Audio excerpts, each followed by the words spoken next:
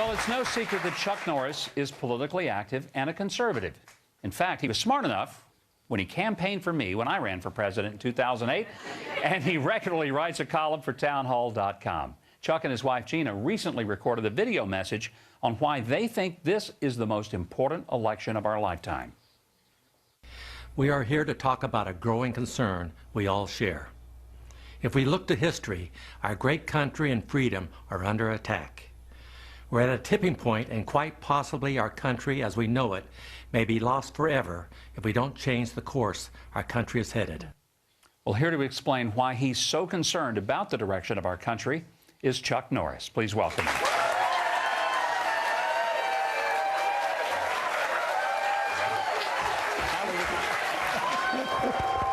Good to have you here, Chuck. Thank you, man. Welcome. They love you here. Oh, I love them. You and Gina have just put out a very provocative public service announcement that says this election puts everything on the line. What motivated you to say that this is the election of our lifetime? Well, you know, one night Gina and I were talking and just talking about the future of our country. And we felt that President Obama tried his very best. It just wasn't good enough. And the thing is, and it's the lack of experience. You know, like in any profession, you've got to be experienced in what you do. Like in acting, you've got to take a lot of acting courses, you know. But the thing is that we need a leader that has the experience to lead us to the next 4 years.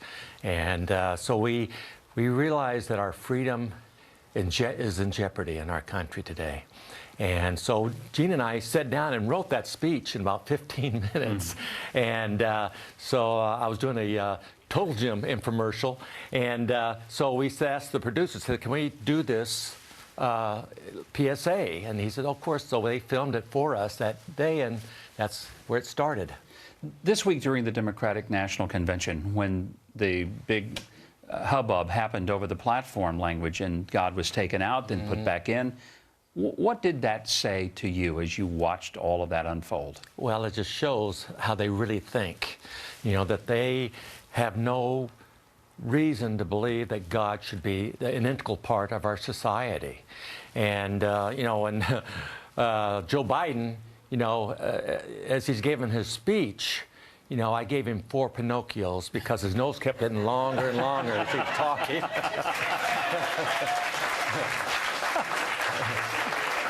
Joe Biden, I'm sorry. You know what? He is a lot more afraid of you than you ever have to be of him. That is for sure.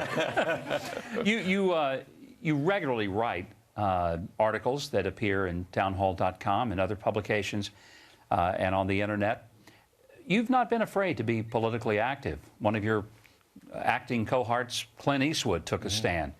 Not many conservatives do, but you have. Why is it important to you to use the celebrity status that you have to say, look, I have some deep convictions about America, and here's what they are? Well, I'm extremely worried about my children and my grandchildren. And the thing is, if we don't get off this course that we're heading right now, they're not going to have a future. We've been there and done that, but the thing is our kids and our grandkids are the ones that we have to be worried about. And that's why I write these articles weekly, is that I'm so concerned about the future of our country, and that if we don't get going down we're at crossroads right now, Mike, and we can either go to the left path, which is uncontrollable government that dictates everything that goes on in our lives, or we can take the right path where we limit government and let us dictate what the government does. And that's really what my articles are all about. You had a recent one in which you talked about 10 reasons why we shouldn't re-elect President Obama. What are some of those reasons? We may not get to all 10 of them, but a couple of them that come to mind. Well, like I said earlier, the thing is I think he tried his best. You know, I don't think he was malicious in how he governs. It's just that it's not the right way, and I realize that, and he hasn't been successful. You know, the thing is, he said in his speech that I'm going to get 1 million jobs in the next 4 years. Well, we got 23 million people unemployed, and these are Democrats, Independents, and Republicans.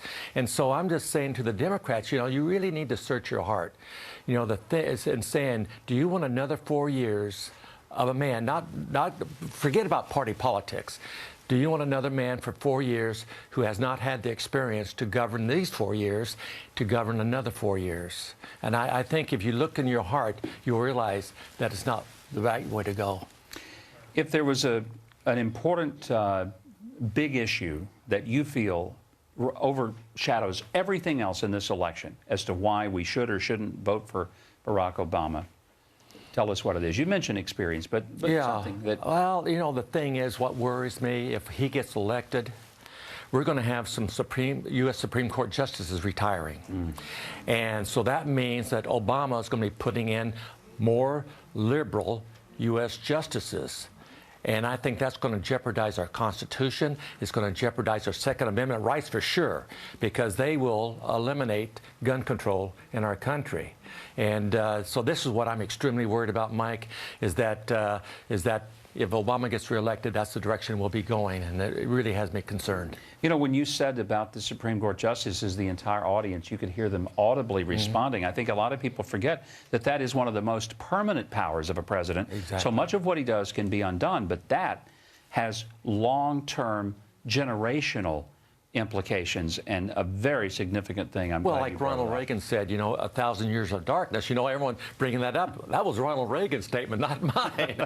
And but the thing is, it's true though. You know, if we don't get down the right path, we could enter a very dark period of our lives in this country, and that's extremely concerning to me, for my kids and my grandkids. I'm really concerned about that. Well, Chuck, I'm so glad you're here. And by the way, I want to talk about a new movie that Chuck wants you to see. It's called The Last Ounce of Courage. Now, when Chuck says go see it, you better go see it. And the film star, Marshall Teague, is going to join Chuck and me right after the break. Stay with us.